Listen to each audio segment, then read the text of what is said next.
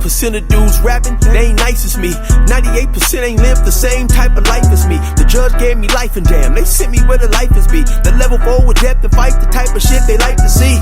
Two choices, fight or flee. I refuse to die, you chump. I've never been a bitch, but damn, it's scary when that pride jump. I seen dudes cry, get punked, and some sexually brutalized. I knew a dude who lost his life and he was only doing 5 year-long racial fights when homie all you do is ride. Lonely days and nights up in a hole causing suicide. From the moment you arrive, you see the Mexican mafia, bulldogs and skinheads with big giant swastikas, pro-black philosophers, the BGF and Kumi, and Muslims who will murk you from the nation to the Sunni. The northerners was loony, quick to ride up on their rivals. Even Christians went to church, hot knives up in their Bibles. Political and tribal, the Crips and Don moves, the Long Beach, the Hubs and the Dubs and the Grooves, the IEs, the Bakersfield, the Dago Pie rules, the Hoosters quick to roll, the Gangsta Crips move. Whatever clique you choose, you better stick to the rules. Anybody can get hit, so never get the shit confused. Dudes big as Terry Crews screaming running for the guard. When your pistol gone, is you gon' still be hard. Say, what's cracking, YouTube? It's your boy 16 to life, and I'm back like I'm on a parole violation. You're down!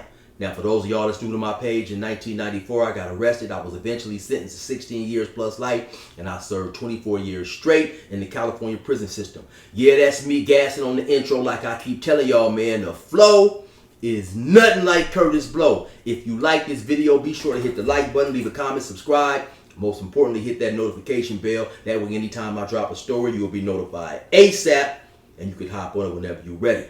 Now, let's hop right up into this story, man.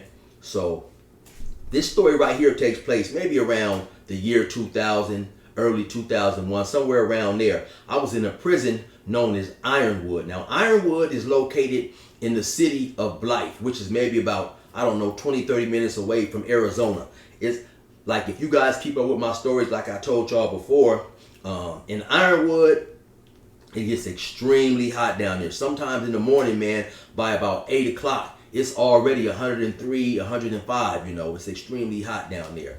So, at this time, you know, I'm in there chilling. Whatever Celly, and I can't remember the Celly that I had before I had this dude, but my Celly had either went home or moved or whatever, because I get a new Celly. Now, the new Celly that I get, he was from Bakersfield, man, and I inquired about him maybe about a few months ago, man, and I found out that he passed away. So just due to respect to him, I'm not gonna say his name, even though I'm 1,000,000% sure, like always in my other stories, once I speak on this situation, if I have viewers in Bakersfield, they definitely don't know who he is, and somebody you know, mention his name in the comments or whatever, right? So I'm gonna just call him B, man, I guess, for the sake of the story, right? So okay, so I get this new Celly, right? His name is B. Now, me and B are about the same age, you know, pretty close to the same skin complexion. Now, I would say B is probably about 5'10", 5'11", maybe 235 pounds, 240 pounds. Big old barrel-chested dude. Looked like he used to play football, you know, and he had stopped maybe working out a little bit. He was still a big old giant dude, you know, had put on a little bit of weight. He was still athletic too, you know. He'd get out there and play some basketball. Real cool dude. Like I say, he was a Crip from Bakersfield. So he moved up in the cell, you know. He was a real cool dude. So we up in there, we talking, you know, and just through our conversations, I find out that his father owns a business out there in the Bakersfield area, right?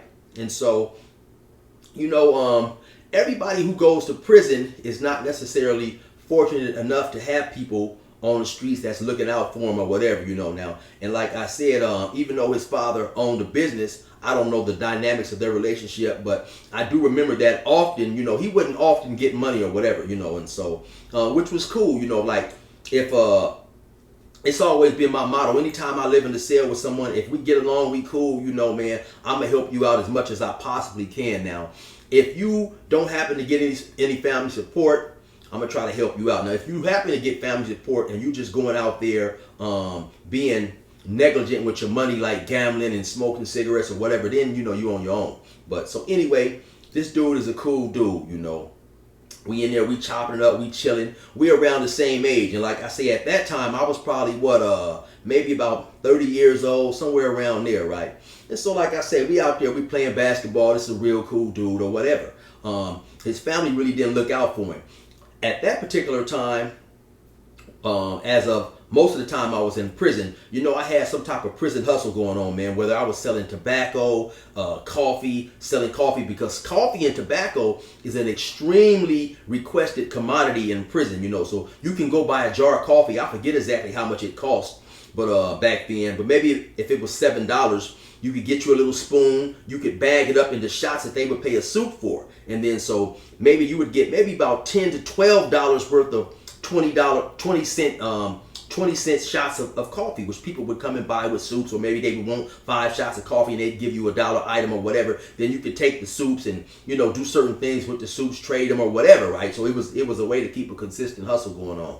And also around that time, we were still allowed to get packages from home. In the California prison system, every 4 months you could get what's known as a package. Now, what a package consisted of was a 30-pound box that your family could make for you at home, then take to the post office and mail it. So within that package, you could get a plethora of items. You could get hygiene, soap, toothbrush, deodorant, tennis shoes, clothes, sweatpants, candy, Kool-Aid, all types of stuff, canned goods or whatever. And so the majority of the times, my packages would be, I would get the necessary hygiene that I needed, of course, but the majority of my package would every you could get this package every, I believe, every 3 months. Tennis shoes, I would need some basketball tennis shoes because I would run out, and I would get some Kool-Aid and lots of candy. I was a sweet addict. My package was just full of all types of different candies and stuff like that, right? And so, like I said, now my Celly B, he didn't really have nobody looking out for him, and so, of course, I would also, along with getting these packages, I was also able to go to the store once a month. So I would have a lot of food and stuff up in there, and I'm not just to eat in front of my Celly and not offer him any, right? So every time I would make a spread, and I don't eat seafood, so a lot of times my spread would consist of chopped up summer sausage or chicken in the can. I'd season it up with top ramen, beans, instant rice, and that type of stuff, And man, it was pretty good, right? But every time I would offer some to my Celly B, his response was, "I'll take a little bit." Every single time, man. Every single time, maybe the whole 7-8 months we were Cellies, I would, I'd hook the spread up. I say, "Hey, B, you want some of this?" "I'll take a little bit." Only one time did he turn me down. And when I say one time, I mean one time. And so, we in there one night, I'm hooking the spread up and stuff. I said, "Hey, B, you want a little bit of this?" He said, "Oh, no, man, I'm cool." Then he said, "Hey, man, what is it?" I told him what it was. He said, "Oh, yeah, man, I'll take a little bit." So, I threw him some in the bowl. He'd get up on his top bunk. He'd eat, we'd be in there chilling, watching my TV, because he didn't have a TV or nothing like that. He was a real cool dude. I told him when I'm going out to sell, man, watching TV or whatever. He was a real cool dude, stayed out the way, real laid back, respectful, so on and so forth, right? Now, so as I'm getting these 30-pound packages, and every now and then you may have a friend or somebody on the yard that's not getting a package, so you will have him get a package. You could get a package in his name. Basically, just give him a list of what you wanted to order. Tell him, okay, you can get you, $20, $30 worth of stuff or whatever you guys agreed upon, and then he'd get the package in his name. He'd give his stuff and give the rest of the stuff to you, so you'd have a lot of stuff, right? So now I eat candy like crazy, but I'm noticing like a lot of my candy and stuff is disappearing, right?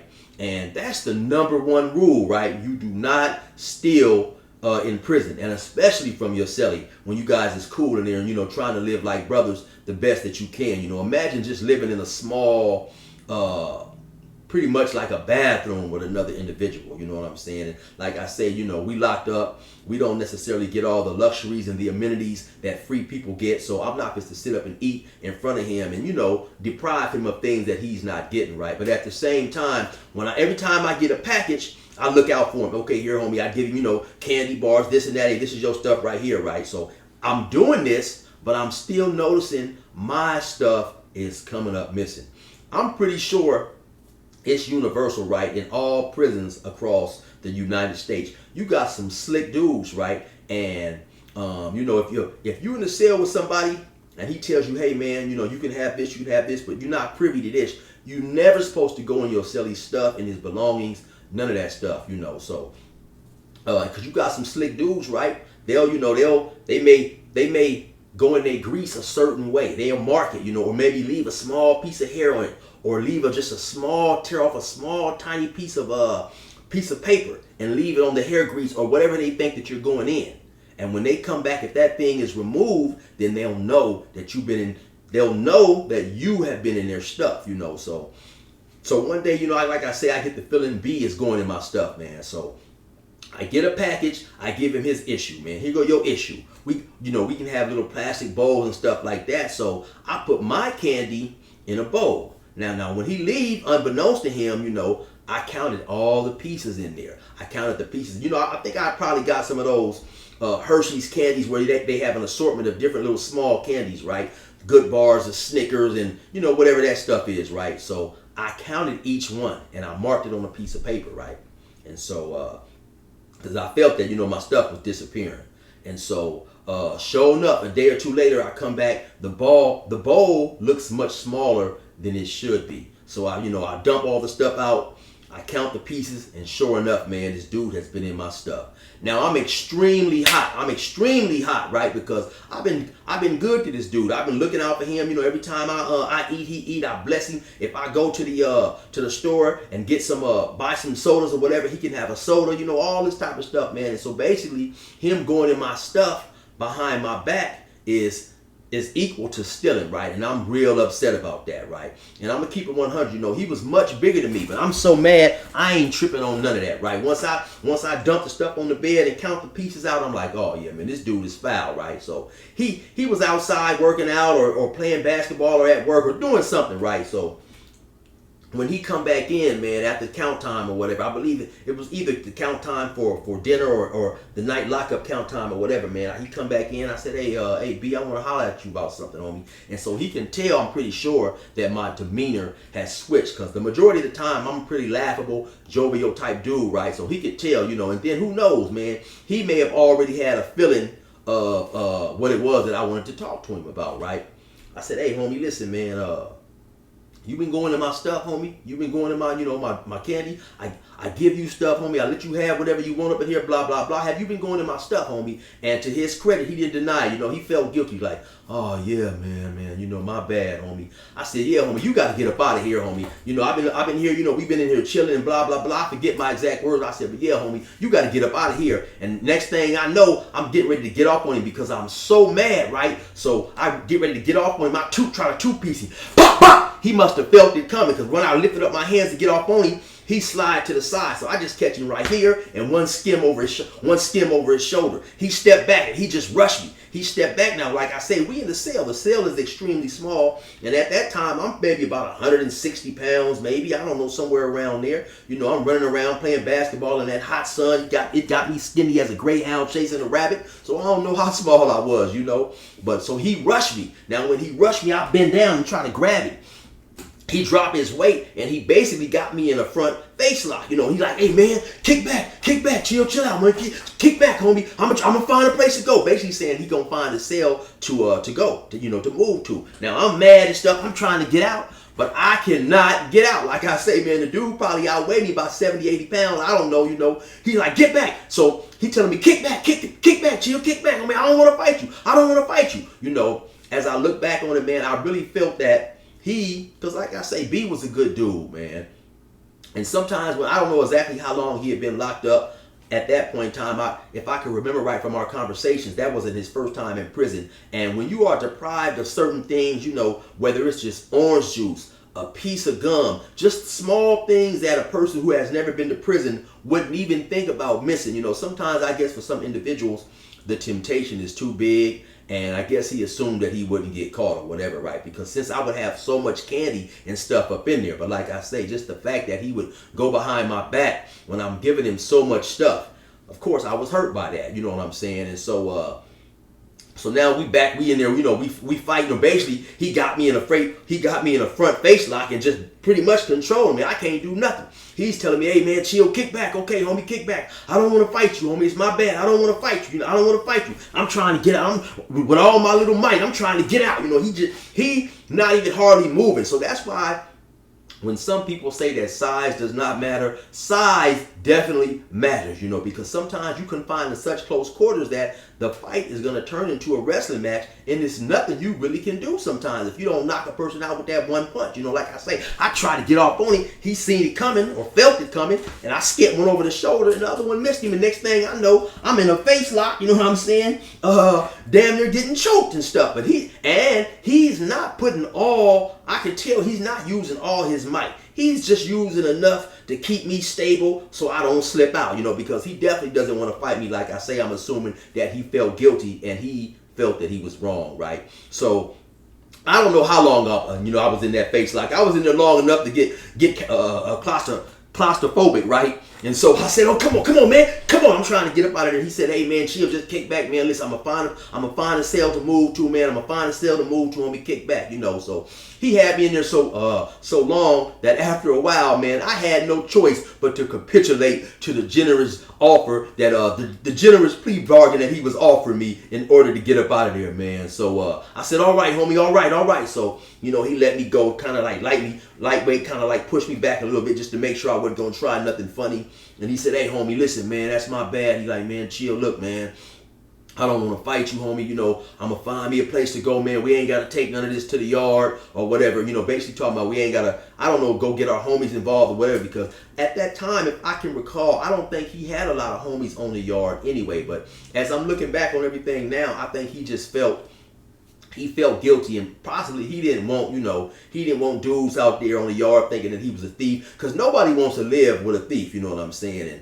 And to keep it real, like I said earlier, man, I was just hurt that I looked out for the dude, you know, because actually he was a good dude, you know what I'm saying? So he said, "Yeah, man, I'll find me, I'll get at my homies," or whatever he said, you know, and try to find me a cell to go, and I'll move out as soon as possible, man. He said, "But chill, I don't want to get into it with you, you know, my bad." So I said, "All right," you know what I'm saying? But shit, there's nothing I could do with the big old dude up in there anyway, you know what I'm saying? And like I say, he was a good dude, and we had been cool up in there. So the next morning when we woke up in the morning, he apologized again, man. You know, he apologized again or whatever, and I was still a little upset. Then he came back later that day, said, you know, he apologized again. He apologized numerous times. He said, "Hey, man, chill up, keep it 100 with you," or however he worded. He said, "Man, I really don't want to move, chill. You know, hey, man, I promise, man, I'll stay up in here. I won't go in your stuff." And so, long story short, man, we ended up remaining Cellies until he paroled or until he went on to wherever he went on. And like I say, man, B was a cool dude, right? And like I mentioned earlier, through the course of some of our conversations, he had told me that his father had owned a business out there in Bakersfield, right? So now, fast forward maybe a year or two later, 2 or 3 years later, I don't remember exactly how long it was. I'm watching Montel Williams, right? And I see some ladies up there, looked like it was some young ladies up there kind of arguing, maybe in their early 20s or somewhere around there, about the financial business of their dad or whatever. So I'm in there doing what I'm doing. The TV is on, and I don't know if I'm writing a letter. I'm half paying attention to what's going on, right? And then they specifically mentioned the name of this dude, my Celly B, his father's business, right? And so a tragic thing happened, man, because they was arguing about his will or whatever. So his dad and a few friends was out in the ocean or the lake or somewhere. They was out fishing on a boat, and a big old giant whale jumped up out of the air, came down, landed on the boat, and his father was knocked into the water, and his father drowned, man. And I believe they was kind of on there, trying to figure out, kind of arguing. They was indecisive about, who was gonna get what or whatever, man. And so that's how his pops passed away, which is extremely tragic, right? And so like I say, he was a cool dude, man. So maybe a few months ago, maybe 6-7 months ago or whatever, I'm talking to one of my partners from Bakersfield, and I'm inquiring about him. He said, "Oh yeah, man, B got shot and killed like about a year ago." I said, "What?" "Yeah, he got shot and killed." And I just couldn't believe the circumstances of his death, because when we was in there, he was a real cool dude. You know, of course, I know that sometimes, you know, people come to prison and, you know, they kick back and they relax and chill. But dude was just a real dude. It didn't seem like he bothered nobody. And so, you know, yeah, like I said, everybody out there in Bakersfield will probably pretty much know, you know, who I'm talking about or whatever, right? Especially after I say this last part. So then maybe so as I'm looking up in the paper, right, reading about the incident, then I see maybe about a week, maybe 10 days after he was shot and killed, somebody drove by a park, shot the park up, sprayed the park up with bullets, and his sister got shot. You know, I believe she ended up surviving that incident, you know. But yeah, she had got shot at the park. And so, man, shout out to B and his family, man. It seemed like they have had quite a bit of tragedy. And so I just send my condolences out to his people, man. You know, sometimes I'll sit back and I'll think about all the individuals who I happened to do some time with, I was at different penitentiaries with, and you know, you be talking to somebody, you ask, hey man, whatever happened to such and such or so and so, and they said, oh man, yeah, you know, he got killed or whatever. And so, like I say, it's a trip that as I sit back and I think of some of the individuals I've done time with, man, and it has to be at least no less than 20 people that I know that ended up going back to the streets and they lost their lives. They was murdered, you know. And I had thought about possibly doing a video talking about some of the individuals who I was locked up with, and unfortunately they got their freedom and then went home and lost their lives. But then I thought, you know, well, some people may not want to hear their loved ones mentioned on a video or something like that. But yeah, it's extremely tragic, man. I know quite a few individuals who got out and lost their lives. And those are just the individuals that I know of, because of course, you know, I can't keep abreast of everyone that I've done time with. Some people, you know, may live, you know, miles away, and you don't even hear that they unfortunately passed away or whatever. But you know, it's definitely a blessing to be free and be alive, man. But anyway, you already know what it is. It's your boy 16 to life. Resume normal program.